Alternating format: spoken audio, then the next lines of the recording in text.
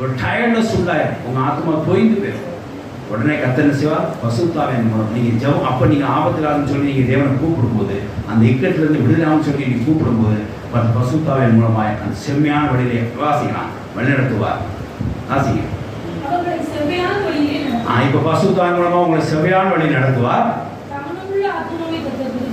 தவணமுள்ள ஆத்மா, தாகமுள்ள ஆத்மாவை திருப்தியாக்கி பசுள்ள ஆத்மாவை நன்மையா நிரப்பி நிரப்புறார். ஆமென், ஹல்லேலூயா. இப்படி அவங்கள ஜபத்தை கேட்டு அங்கே ஆசீர்வாதத்தை சொல்லுவாங்க. ஆமென், ஹல்லேலூயா.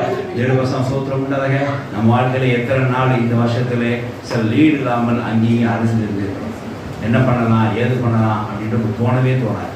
ஒரு கிறிஸ்துவ வாழ்க்கையில என்ன பண்ணலாம் ஏது பண்ணலாம் தோணலை அப்படின்னா உடனே அவன் செய்ய வேண்டிய என்ன தெரியுமா? என்ன செய்யணும்? உடனே முழங்கால் போடலாம். உடனே